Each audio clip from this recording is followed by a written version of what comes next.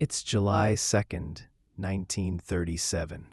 The sky above the Pacific is a heavy gray-blue curtain, restless with cloud. A twin-engine Lockheed Electra 10E hums through the upper air like a fragile heartbeat against the sea without end. Inside the cockpit sits Amelia Earhart, America's flying heroine, the first woman to cross the Atlantic alone. Next to her, silent and focused, is Fred Noonan, a veteran navigator whose charts have guided ships and aircraft across half the world. They have flown more than 22,000 miles, nearly circling the globe. Only a few thousand remain.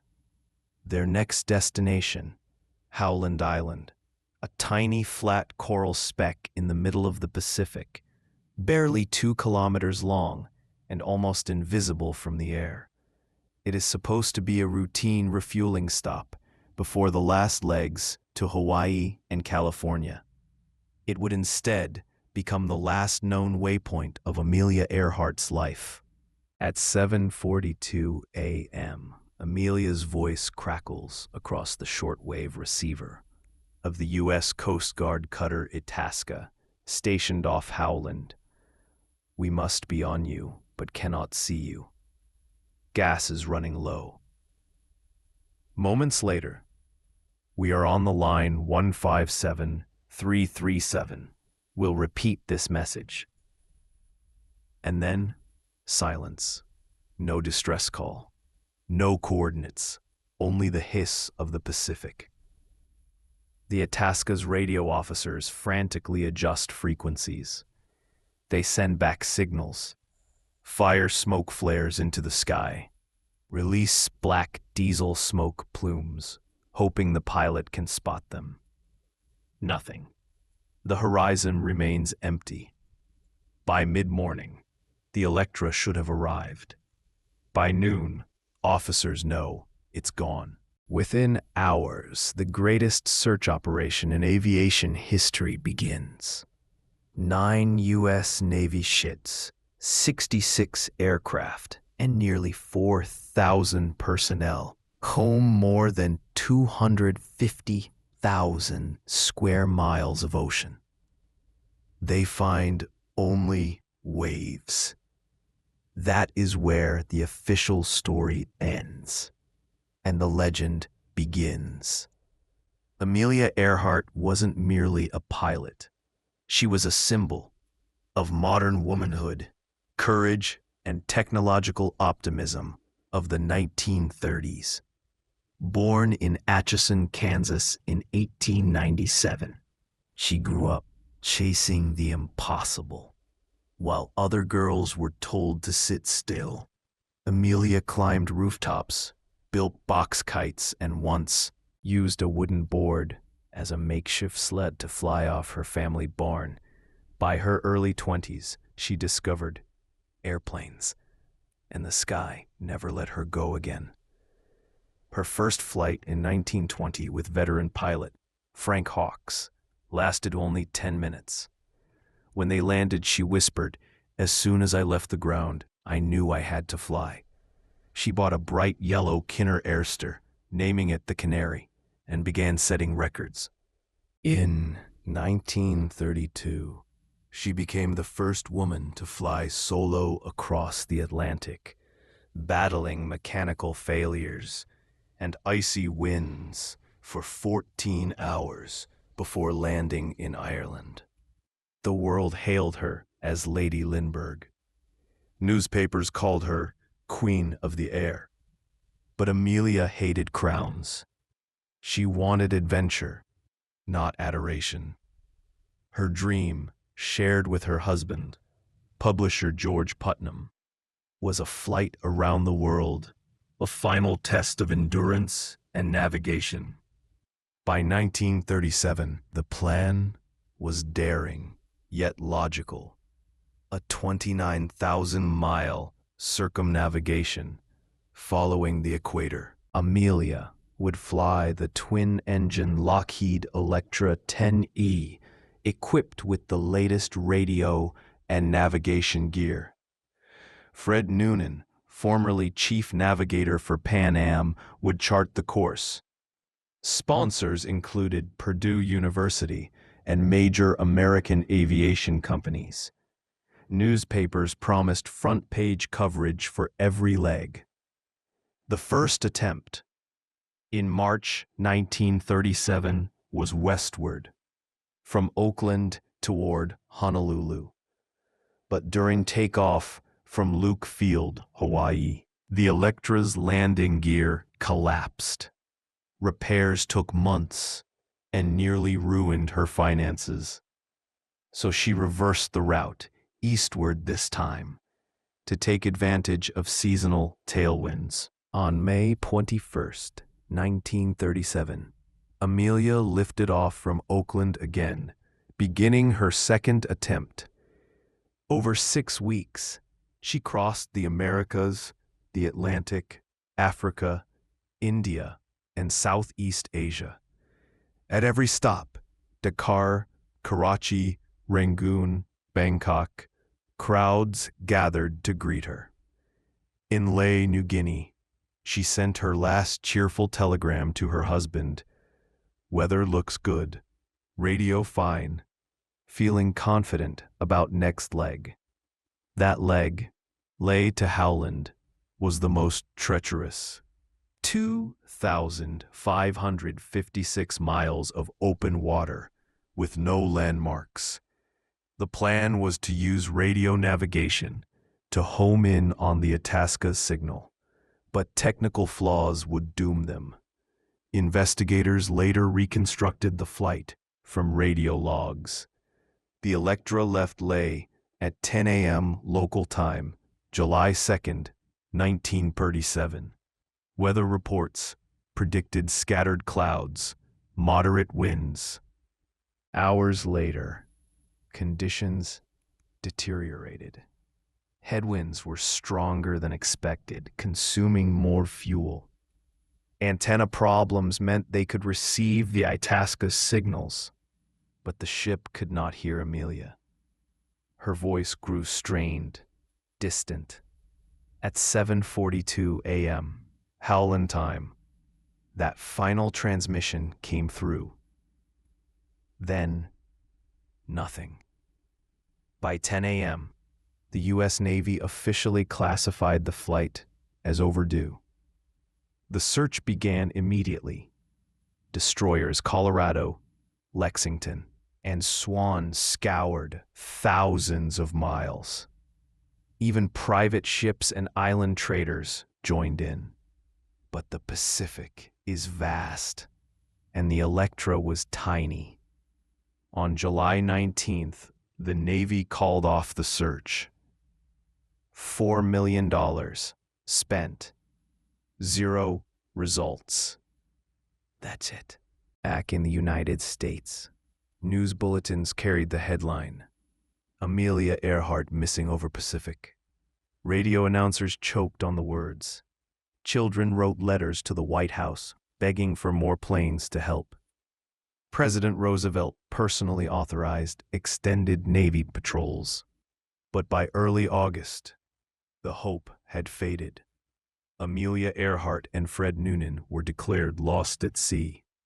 Yet even in mourning, a whisper began to spread. How could the world's most famous pilot simply vanish? Was it navigational error, mechanical failure, or something the government didn't want to reveal? Those questions would echo for decades. Through declassified files, amateur expeditions, and countless documentaries. When the news of her disappearance broke, newspapers mourned not just a pilot, but the idea of Amelia Earhart. She had represented something larger than aviation, the belief that courage alone could lift a person beyond gravity, beyond limits, beyond fear itself. To understand the depth of the world's loss, you first have to understand who she was and why she flew. Amelia Mary Earhart was born July 24th, 1897, in Atchison, Kansas, in a house perched high above the Missouri River.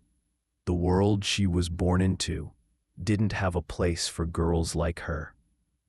While most little girls wore lace dresses and carried dolls, Amelia climbed trees, hunted rats with a .22 rifle, and collected newspaper clippings about famous women who broke boundaries. Her mother, Amy Otis Earhart, quietly encouraged her independence. Her father, Edwin, a railroad lawyer, drifted between jobs and struggled with alcoholism. Money was scarce, stability even scarcer, but dreams were abundant. At 14, Amelia saw her first airplane at a state fair. It was a fragile biplane, wood, wire, canvas. But she wasn't impressed. It was a thing of rust and oil, she later wrote. Not at all interesting. It wasn't until a decade later, after World War I, that flight truly called to her. Working as a nurse's aide in a Canadian military hospital, she met wounded pilots, boys who spoke of clouds and altitude as if they were heaven itself. The spark ignited. In 1920, while visiting an airfield in Long Beach, California, Amelia paid $10 for a passenger ride with pilot Frank Hawks. The plane was a rickety Kinner biplane. The engine roared. The ground fell away. And for 10 minutes she was part of the sky. As soon as I left the ground, she later said, I knew I had to fly. Within days, she began taking lessons with pioneer aviatrix Anita Snook, one of the few female flight instructors in America. Amelia saved every spare dollar she could, working as a photographer, truck driver, even a stenographer. She bought her first plane, a yellow Kinner Airster she affectionately named the Canary. By 1922, she had flown to 14,000 feet, setting a world altitude record for women. Her passion wasn't about rebellion. It was about the freedom that existed only above the ground. But in 1929, during the Great Depression, even freedom had a price. To support herself, Amelia became a social worker in Boston, teaching English to immigrant children by day and flying whenever she could afford fuel. Then came the opportunity that would make her a legend. In 1928, publisher George Putnam was assembling a team to cross the Atlantic, a publicity stunt to find the first woman to fly across. They needed a woman with skill, composure, and charisma. They chose Amelia. The flight wasn't solo.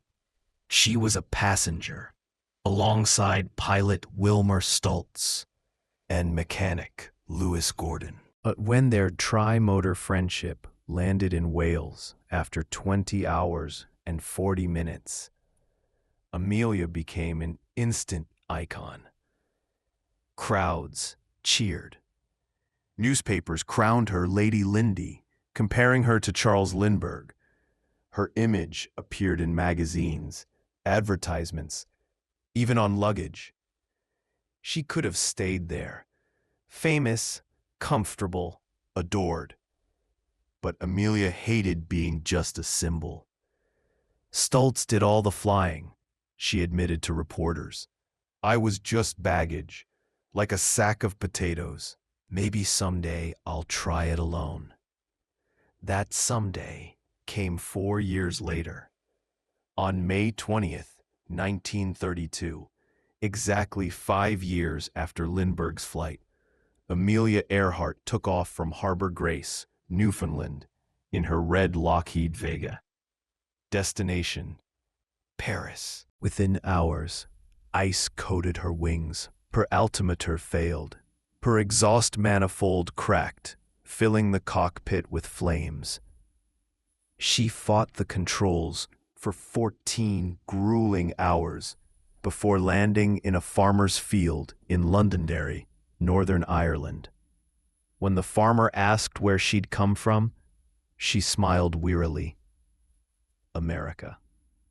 That single flight changed history. She became the first woman and only the second person to fly solo across the Atlantic. The world adored her, but Amelia remained modest, even shy.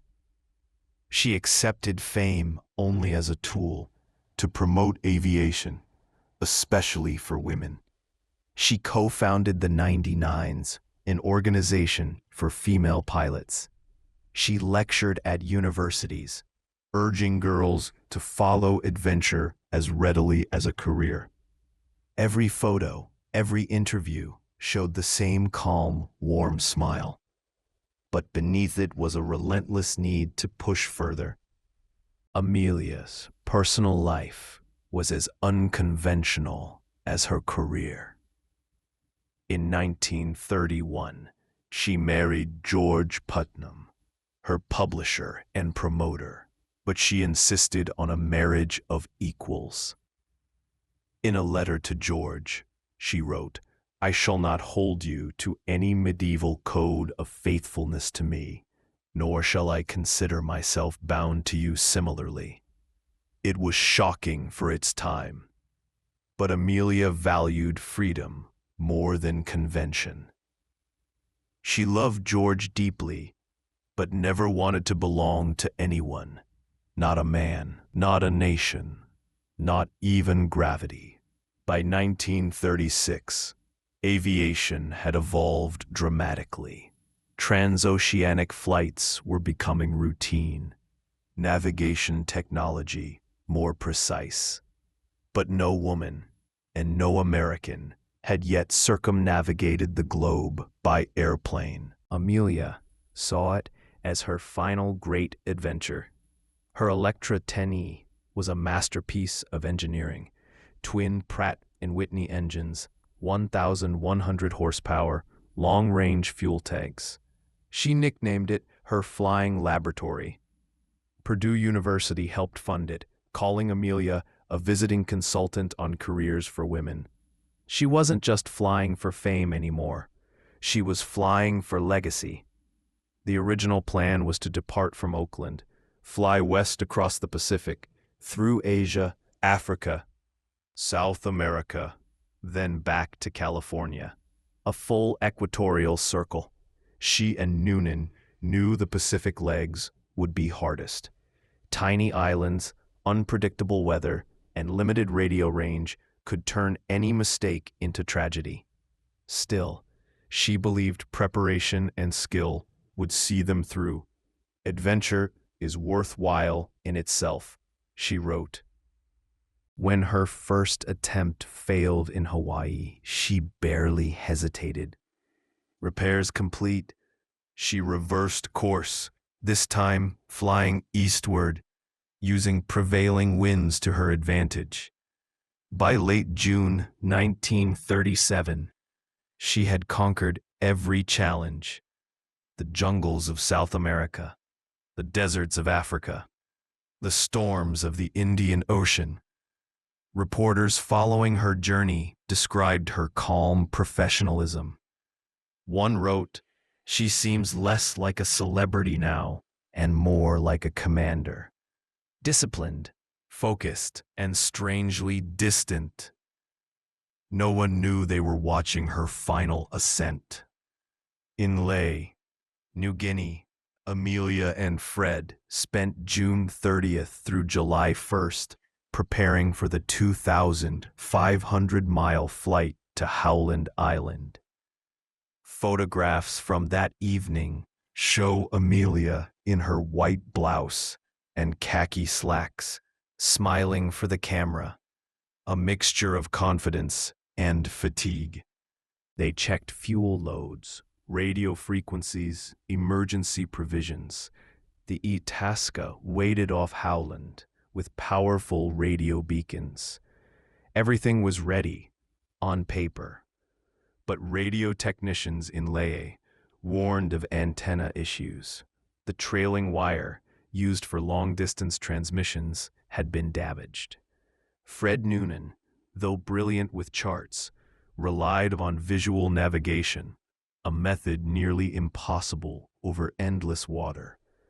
Still, Amelia brushed off doubts. "We'll be fine," she said. "See you in Honolulu at 10 a.m. local time, July 2nd, 1937. The Electra lifted into the humid sky. Amelia's hand waving from the cockpit window. Fred beside her, plotting the first bearing. It would be the last confirmed sight of them, alive. When news of her disappearance reached the United States, the public was stunned. But those who truly knew her, her husband, her friends, her fellow pilots, were not ready to accept it. They believed Amelia was alive, somewhere, waiting for rescue. George Putnam financed private search missions long after the Navy withdrew. Rumors spread like wildfire. She had crashed on a deserted island. She had been captured by the Japanese. She had changed her identity and lived out her days in secret. Each new theory added another layer to the myth. But the truth, whatever it was, remained hidden beneath the Pacific. In the early morning light of May 20th, 1937, the Lockheed Electra 10E, silver and graceful, stood gleaming on the tarmac at Oakland Municipal Airport. 2 months of preparation, rewiring, and recalibration had brought Amelia Earhart's dream closer to reality, to fly around the world at the equator, a total of nearly 29,000 miles. Her co-pilot and navigator, Fred Noonan, adjusted his charts. He was a veteran of Pan American Airways, one of the few men alive who could plot a course across the Pacific with only a sextant and the stars. To the photographers gathered around, Amelia looked calm, almost serene. Inside, she was a storm of anticipation. "Please know that I am aware of the risks," she told a reporter that day. "I want to do it because I want to do it. Women must try things as men have tried them." After her first attempt in March, the one that ended with a burst tire in Hawaii, Amelia changed her plan. Instead of flying westward, she would go east, using favorable trade winds and avoiding the heaviest Pacific storms. On May 21st, she lifted off from Oakland, heading for Miami, her new official starting point.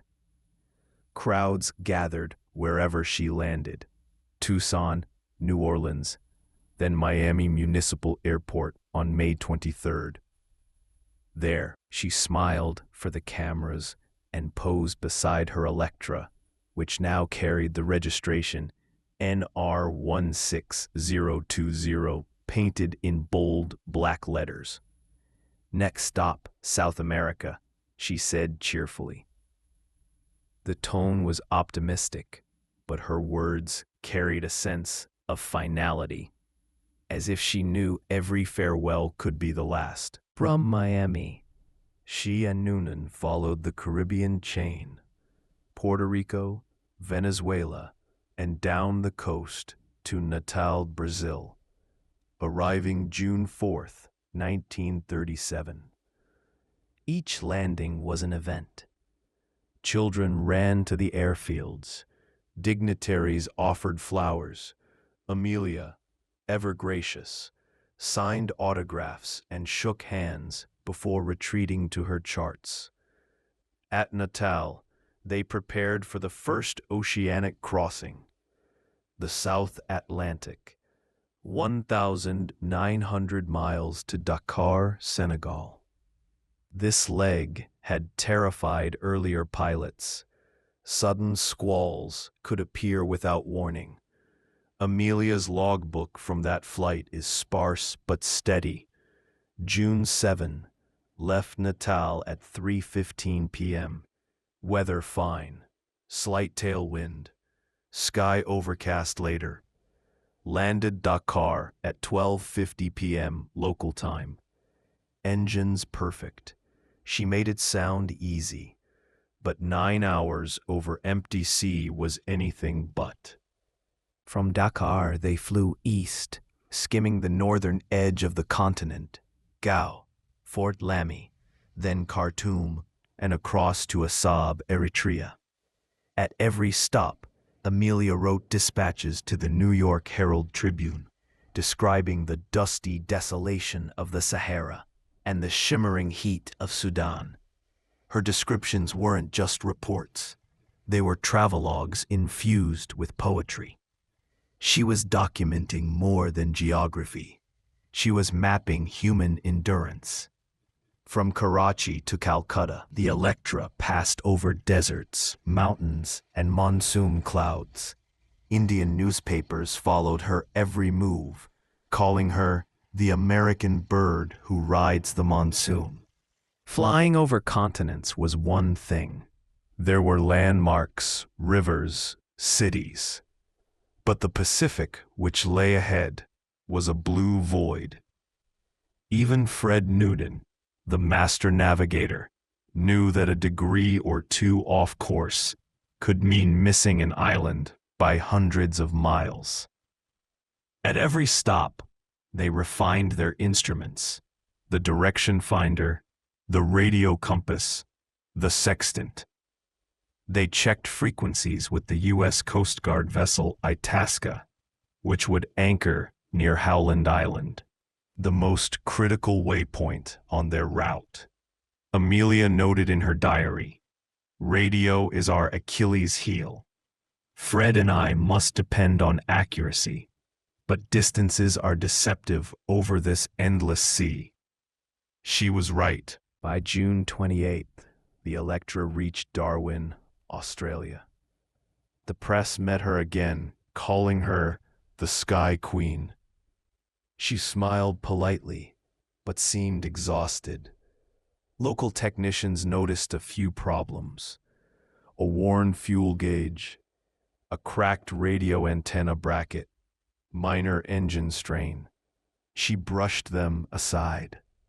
2 days later, she flew to Lae, New Guinea, the last refueling point before the vast Pacific.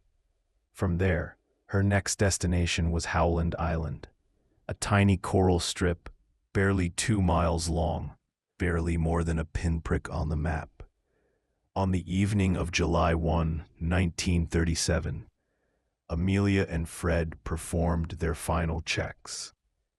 Photographs taken that day show her leaning against the wing, smiling faintly.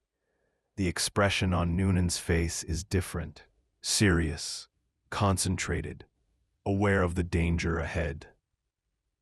Ground crews recorded the Electra's load: 1,100 gallons of fuel, enough for about 20 hours of flight.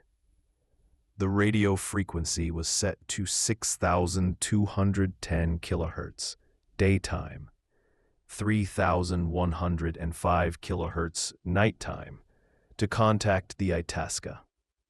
But one crucial mistake was never corrected. The trailing antenna, used for long-range communication, had been damaged in the earlier takeoff from Hawaii and had been removed. This would later prove disastrous. At 10 a.m. on July 2nd, Amelia sent her final message to the control tower. "We are on our way to Howland." The Electra rose into the heavy morning air and disappeared toward the east. Over the next 18 hours, radio operators from Lae to Honolulu listened for her voice. At first, the transmissions were steady.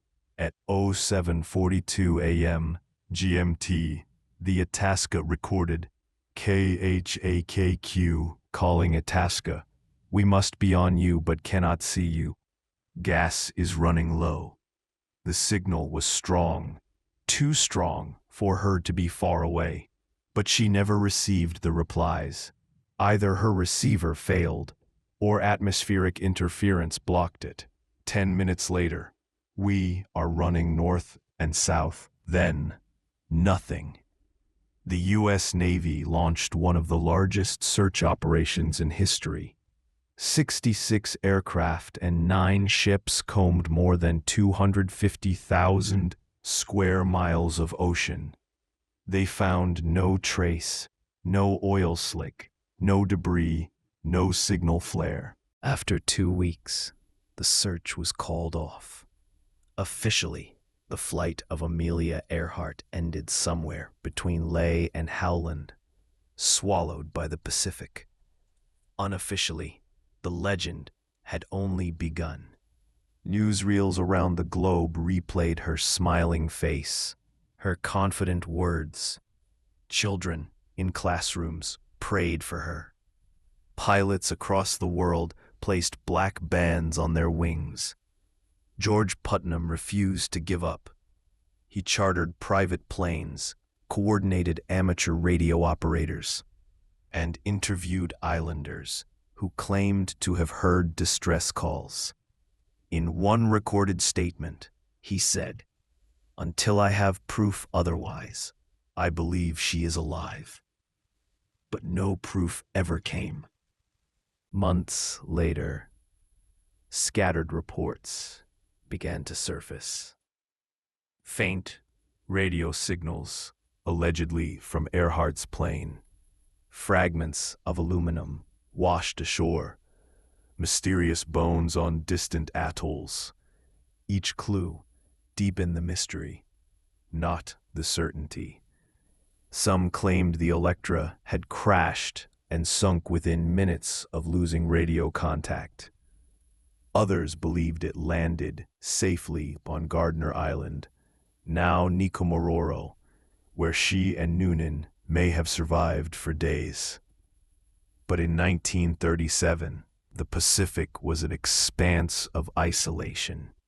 Communication limited, technology primitive, and the truth easily erased by waves. As one Navy officer put it, finding a single plane in the Pacific is like finding a single grain of sand on a beach the size of America.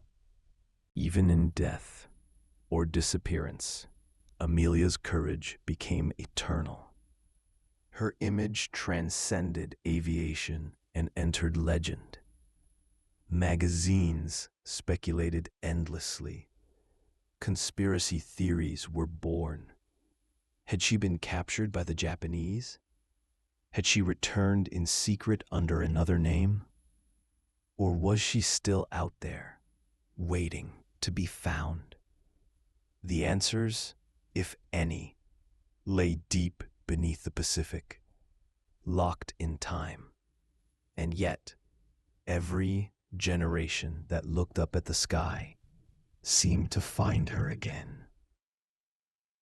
In the shape of a cloud, in the hum of an engine, in the silence that follows the words, "We are on you, but cannot see you."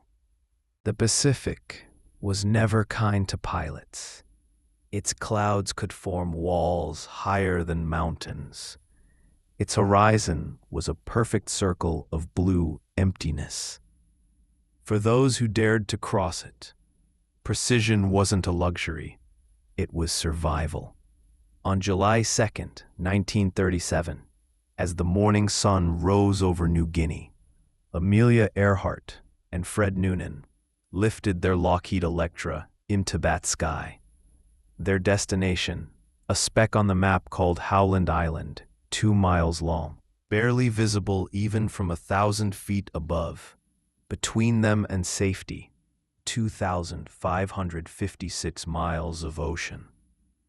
It was a flight that demanded flawless navigation and perfect communication. They had neither. At 10 a.m. local time, Amelia's last words from the ground crackled through the radio. "We are on our way to Howland." Witnesses in Ley watched the silver aircraft disappear eastward, a glimmer swallowed by haze. The first several hours were uneventful.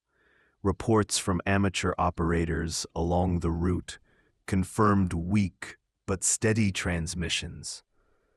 But as day turned to night, weather began to shift. A low-pressure system formed across the equator, filling the sky with heavy rain squalls and thick cloud banks. Fred Noonan, crouched over his charts, could barely see the horizon. Celestial navigation, his specialty, required stars.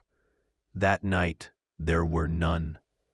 The only guide left was radio, and even that was faltering. The Lockheed's high-frequency receiver, damaged weeks earlier, had never been replaced. Their trailing antenna, vital for long-range communication, was missing entirely. Each passing hour pushed them deeper into isolation. Anchored near Howland Island, the U.S. Coast Guard cutter Itasca stood ready. Its job was simple: keep radio contact, transmit bearings, and guide Amelia in. At 6:14 a.m. Itasca time, operators heard her first signal. CAC Q calling Itasca. "We are about 200 miles out, approximately." Relief spread through the ship. She was close. But when they tried to answer, there was only silence. "Amelia, this is Itasca. We hear you. Please respond on 3105. Static. They tried again, switching frequencies, adjusting antennas, amplifying transmitters. Still nothing. At 7:42 a.m., another transmission broke through. CAC calling Itasca. "We must be on you but cannot see you. Gas is running low." The signal was strong, almost within sight range, but no one aboard could spot the plane. Lookouts scanned the sky. Nothing. No silhouette. No sound. Minutes later came the last words ever received: "We are running north and south." Then the channel went dead. At 8:43 a.m., the Itasca radio log noted, "No further transmissions. Assumed plane down." By that evening, Washington had declared a full-scale search and rescue. The U.S. Navy deployed 66 aircraft and 9 ships, including the battleship Colorado and aircraft carrier Lexington. They scoured an area of 250,000 square miles, one of the largest air-sea searches in history. For 16 days, pilots combed every coordinate. They spotted sharks, floating debris, even small islands that weren't on their charts, but never the Electra. On July 19th, 1937, the search was suspended. Officially, Amelia Earhart and Fred Noonan were lost at sea. But across the world, people refused to believe that was the end. Instead, a new story began to take shape, one woven from hope, speculation, and obsession. 1. The crash and sink theory. The simplest, and still most accepted, explanation is that Amelia ran out of fuel, missed Howland by a few miles, and ditched in the ocean.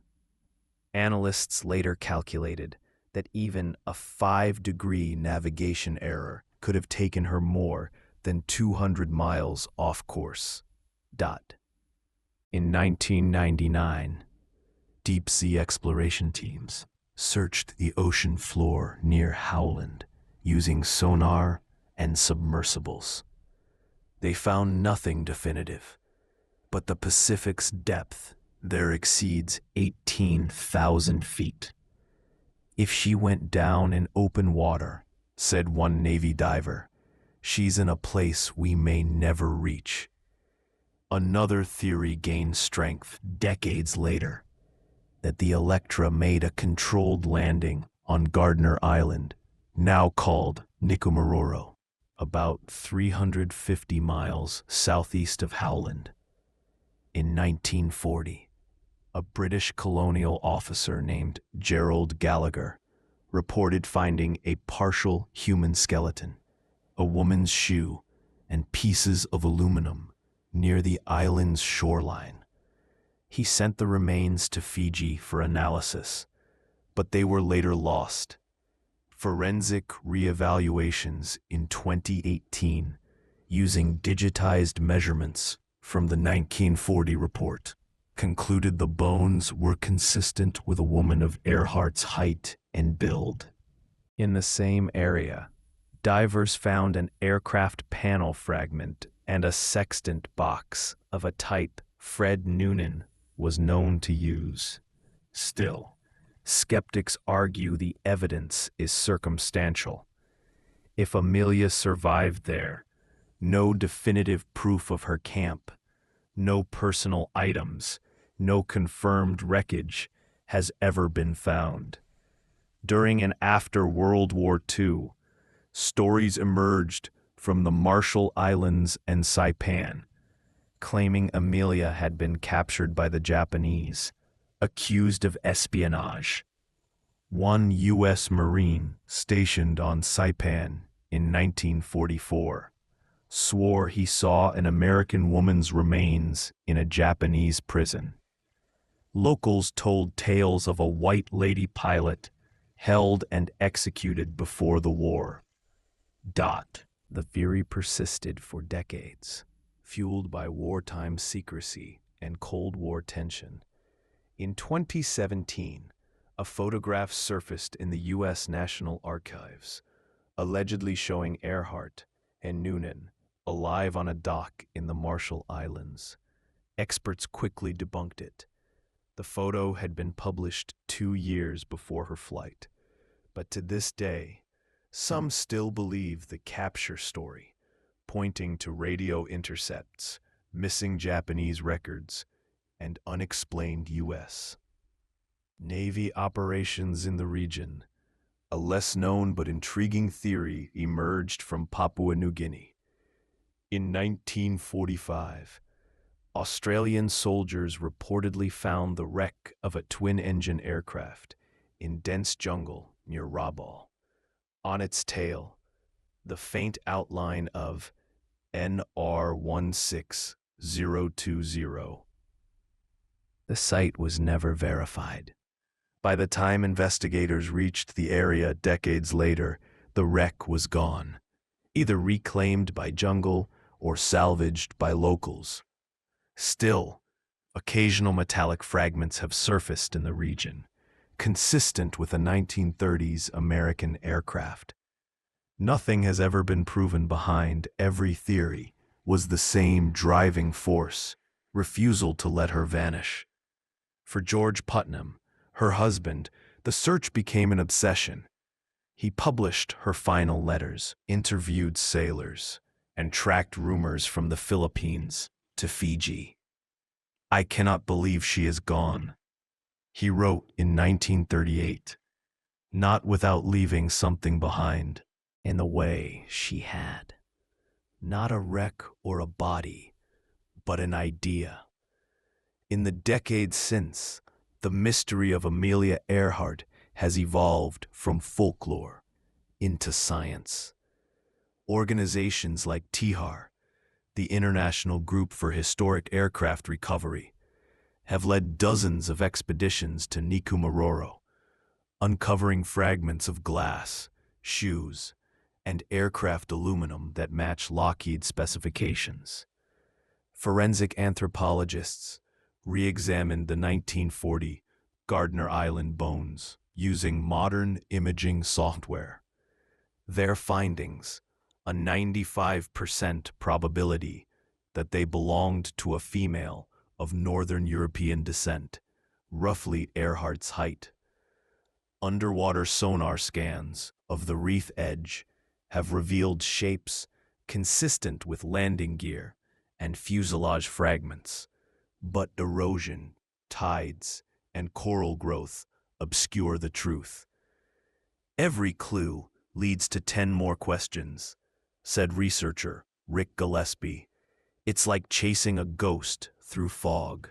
Even stranger are the alleged radio signals received in the days following her disappearance. Shortwave operators across the Pacific reported hearing faint voices repeating phrases like, "This is Amelia. We are down on a small island. The water is rising." The U.S. Navy dismissed them as hoaxes, but some messages matched her known call sign and speech cadence. Modern analysis of those frequencies suggests they could have traveled the required distance. If her plane was grounded on coral above high tide, if true, it means Amelia Earhart and Fred Noonan may have survived for days, calling for help that never came. For years, George Putnam kept a light burning in the window of their California home. Friends said he refused to remove her flight maps from his study. He later married again, but continued to fund private searches into the 1940s. In the public imagination, Amelia became more than a lost pilot. She was a martyr of exploration, a symbol of human daring against the infinite. Her image appeared in wartime posters, inspiring new generations of women pilots. Books, films, and memorials kept her story alive. But the ocean kept it secret. To this day, no single theory satisfies both the heart and the evidence. The crash and sink fits logic. The Gardner Island theory fits the fragments. The Japanese capture fits myth. But perhaps in the end, it doesn't matter. Amelia's disappearance was never just a question of where. It was a question of why. Why she risked it. Why she had to fly further than anyone else. Why, even now, her story still calls to those who look at the sky and feel the pull of the unknown. Courage, she once said, is the price that life exacts for granting peace. Somewhere beneath those endless waves, maybe her Electra still rests, silent, undisturbed, a monument to the day the sky claimed one of its own. When the official search ended in July 1937, the world tried to move on. But the ocean had taken more than two explorers. It had taken an answer. And for the next 8 decades, people would try to take it back. For nearly 3 years after her disappearance, newspapers went quiet. Families of missing aviators filed claims. The U.S. Navy archived the reports. Amelia's name faded from headlines until January 5, 1939, when a California court finally declared her legally dead. Yet even then, few accepted it. Her husband, George Putnam, personally funded aerial sweeps of remote atolls and sponsored divers around Howland. Each expedition returned empty-handed, yet with new stories. A broken life raft, a bit of aluminum, a rumor of footprints on coral. In 1940, that silence was broken. On October 13th, 1940, British officer Gerald Gallagher, stationed on Gardner Island, radioed a message to his superiors. Some bones have been found which may be of Amelia Earhart. The discovery included a partial skeleton, a woman's shoe, and fragments of a box labeled Benedictine, a French liqueur Earhart was known to carry. Nearby was a sextant box, inscribed with numbers later matched to the model Noonan used for celestial navigation. Gallagher's telegrams show cautious excitement.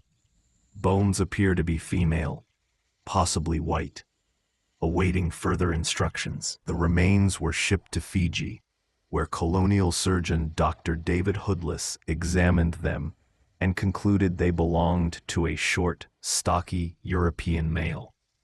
The bones were then placed in storage and, inexplicably, vanished. For decades, that was the end of it, until digital forensics resurrected the case. In 1998, the nonprofit group, TIGAR, the International Group for Historic Aircraft Recovery, re-examined the 1940 measurements from Dr. Hoodless. Using modern forensic algorithms, anthropologist Richard Jantz determined the skeleton was, in fact, more similar to Earhart than to 99% of known reference samples. At the same time, field teams on Nikumaroro uncovered artifacts eerily consistent with her equipment. Fragments of aircraft aluminum, stamped with rivet patterns unique to the Lockheed Electra. A broken compact mirror of 1930s American origin. A heel and sole from a size 9 cat's paw woman's shoe. Each clue was tantalizing, never definitive. In 2012, TIGAR used side-scan sonar to map the island's western reef. They detected a shape roughly 38 feet long, buried beneath coral growth. Analysts proposed it might be the remains of the Electra's fuselage. But by the time they returned, the following year, storms had shifted the seabed, erasing the outline. Long before sonar and satellites, the only evidence was sound. In the days following the disappearance, dozens of amateur radio operators claimed to hear Amelia's faint distress calls. This is Amelia Earhart, on reef south of equator. Tell husband I'm all right. Some messages were logged by Pan Am stations, others by private hobbyists from Texas to Melbourne. For decades, the U.S. Navy dismissed them as coincidence or hoax. Then, in 2015, digital signal analysts reviewed original frequency logs from Itasca and Pan Am's Pacific network. Their conclusion: the transmissions were consistent with propagation conditions on July 3rd to 5th, 1937, and could only have been produced by an aircraft on a reef above high tide. If true, Amelia and Fred may have survived for several nights, stranded, calling into the void. During the 1940s and 1950s, Earhart's story became tangled in geopolitics. Some believed she had been on a secret mission to photograph Japanese bases in the Pacific. Others claimed U.S. intelligence recovered her and forced silence for national security. The Japanese capture theory gained traction after U.S. servicemen, returning from Saipan, claimed they'd seen American plane wreckage there. In 1960, CBS aired an investigation suggesting Earhart had died on Saipan under Japanese custody, though no records, photographs, or gravesite were ever authenticated. By the 1980s, this theory had faded, overshadowed by the emerging scientific evidence around Nikumaroro. Still, in every decade, a new headline reappeared. Photo proves Earhart captured. Bones found in Marshalls. Each time, excitement, then disappointment. Technology eventually replaced rumor. In 2009, the ocean exploration firm Nauticos partnered with the U.S. Navy to map the seafloor around Howland. Their equipment scanned over 2,500 square miles using sonar capable of detecting a car at 18,000 feet. Result: negative. In 2019, another expedition led by Deep Sea Vision used autonomous underwater vehicles, AUVs, to explore 16,000 feet below the surface. They detected a metallic anomaly, the shape of a wing section. But the depth and currents made verification impossible. Each failed mission cost millions, yet funding always returned, drawn by the same gravitational pull, the need to know. Every time we go out there, one diver told National Geographic, you feel her presence, that determination. It's like she's still flying. In the 2010s, the internet transformed Earhart's mystery from an academic pursuit into a global phenomenon. Online sleuths pored over satellite images, cross-referenced ocean drift data, even used 3D simulations to recreate her last flight path. YouTubers, podcasters, and documentary filmmakers, perhaps like the one you're watching now, rekindled public fascination. Forums debated whether shadows on coral reefs were landing gear, or whether static bursts on 1930s recordings contained Morse code. Every pixel, every frequency, became another breadcrumb on a trail that may never end. Historians argue Earhart's mystery endures not because of what was lost, but because of who she was. A woman who shattered conventions, yet remained human in her fear and drive. A symbol of progress that disappeared at the edge of the known world. Psychologists studying exploration trauma note how unresolved disappearances trigger collective grief loops. Societies reliving uncertainty until closure is found. Amelia's case is the purest example, the modern myth of the vanishing hero. Her story, wrote author Susan Ware, is a mirror of our own longing to reach beyond the horizon and to survive the attempt. New research continues to blur the boundary between science and faith. In 2021, imaging specialists at Penn State used AI-driven photogrammetry on archival photos of Nikumaroro's reef taken in 1938. The system detected what appeared to be an angular, metallic object consistent with an Electra's engine cowling. In 2023, the nonprofit Ocean Frontiers deployed next-generation magnetometers, capable of detecting aluminum alloys unique to 1930s aircraft.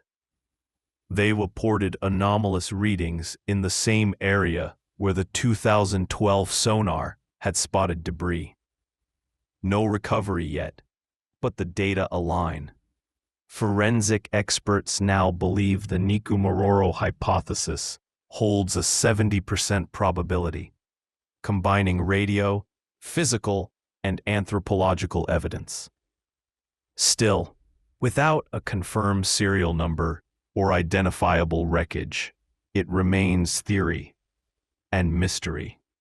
In the end, the investigation into Amelia Earhart's disappearance became less about evidence and more about endurance, hers and ours. She had set out not merely to circle the globe, but to prove that courage had no gender and that frontiers existed to be crossed. Every generation rediscovers her because her story sits perfectly between fact and faith, real enough to pursue, unsolved enough to dream. Her name lives on in airfields from California to Papua New Guinea, scholarships for women in aviation, constellations of search beacons still whispering her coordinates into the void. And maybe that's the truth we were meant to find, that Amelia Earhart didn't disappear. She expanded, scattering across the sky she loved. Adventure is worthwhile in itself, she once wrote, and somewhere above the clouds, that voice still calls. The ocean keeps its secrets, but time has turned Amelia Earhart's name into something greater than loss. A legend carved into the clouds. For nearly a century, the question of what happened to her has never been answered. Yet what remains undeniable is what she became, the living symbol of how far a single person can go when they refuse to turn back. Before Amelia Earhart, flight was still a novelty, something reserved for soldiers and daredevils. After her, it became a dream anyone could chase. Children in the 1930s read her books, 20 Hours, 40 Minutes, and Last Flight, and imagined themselves in the cockpit. Her calm, pragmatic writing stripped away the glamour and revealed the heartbeat of aviation, the patience, the solitude, the hunger for discovery. She didn't present herself as a superwoman. She presented herself as someone who simply refused to quit. When she spoke to reporters, she didn't talk about women's rights as a slogan. She said, the most effective way to do it is to do it. It was that quiet defiance that made her revolutionary. Every hour she spent above the clouds was a manifesto without words. After 1937, the mystery of her disappearance became part of American folklore. Songs, films, and novels retold her story in every generation. In 1943, Flight for Freedom dramatized her life. In 1988, Amelia Earhart, The Final Flight, brought it to television.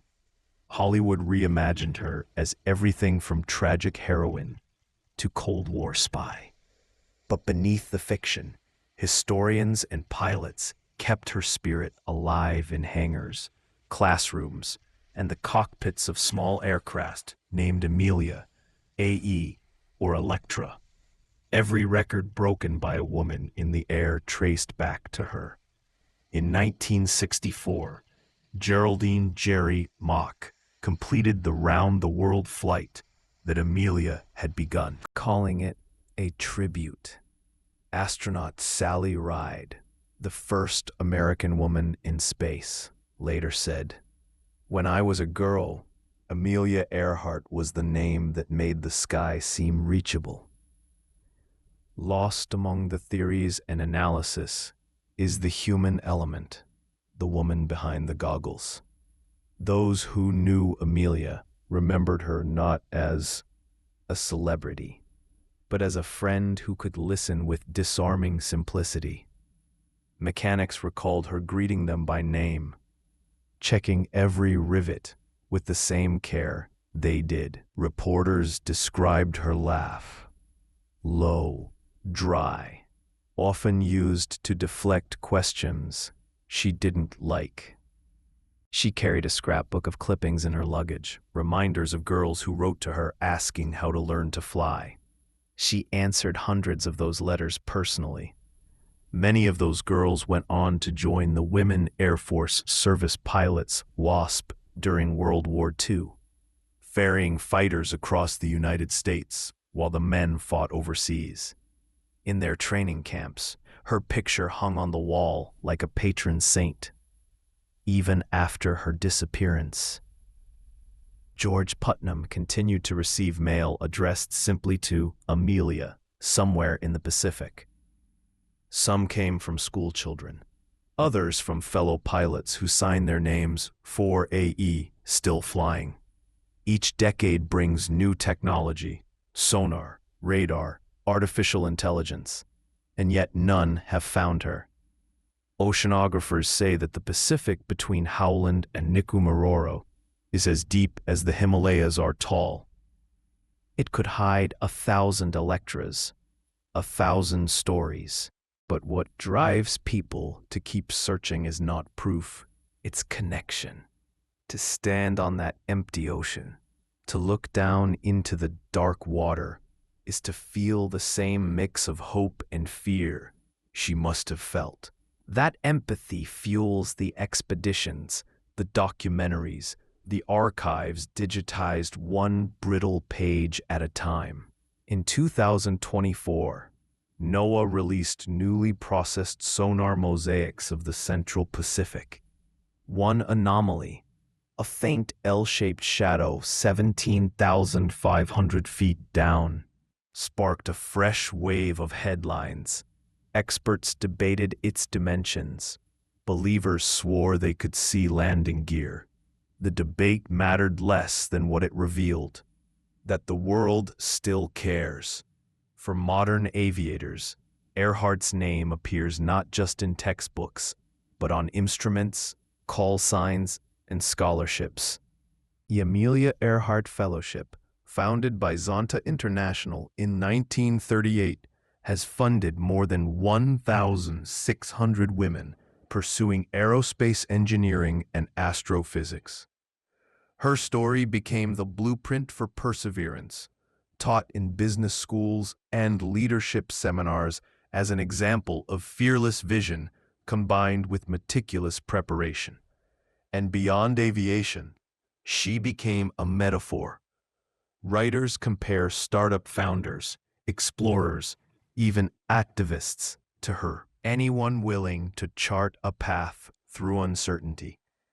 Her courage has been absorbed into the language itself. When someone says they're taking off into the unknown, they're echoing her flight. Every legend evolves. With time, Amelia Earhart ceased to be a single person and became a constellation of possibilities. To some, she's the eternal explorer, still circling the globe in the collective imagination. To others, she's a ghost of the machine age, a reminder of how technology can fail even the bravest spirit. Anthropologists studying myth creation note how her story mirrors that of ancient navigators lost at sea, whose disappearances were used to explain the limits of the known world. In modern form, Amelia became that boundary, the point where ambition meets mystery. But for historians, what matters most is that she existed, that she dared, failed, and vanished while trying to prove something magnificent about humanity itself. That our desire to explore is worth the risk of never returning. There are still tangible fragments of her life scattered around the world. Her flight goggles sit in a glass case at the Smithsonian. Her yellow Kinner Airster, the Canary, gleams under museum lights. A lock of her hair rests inside a leather-bound notebook once owned by George Putnam. And across oceans, divers still descend with search beacons that ping faintly into darkness. Each artifact, each echo is a signal. She was here. And maybe that's enough, because the deeper truth of Amelia Earhart's story isn't about loss. It's about continuity, the unbroken line between her courage and ours. Every time a pilot lifts off from a quiet runway at dawn, every time someone pushes a boundary they've been told not to cross, the sound of that engine carries a whisper of her name. At sunrise over the Pacific, the clouds still burn the color of polished silver. Somewhere below, at the coordinates once marked position uncertain, the sea rolls gently, hiding its truth. Above, contrails stretch toward the horizon. Jets, satellites, spacecraft, all chasing the same dream that began with her. If you listen closely, through the static of history, you can almost hear that last radio call. A voice calm, clear, defiant. We must be on you, but cannot see you. And maybe that is Amelia Earhart's final message to us. That humanity is always searching for its next horizon. We are on the line. We can't yet see it, but we keep flying toward it anyway. Title card: Amelia Earhart, the woman who touched the sky.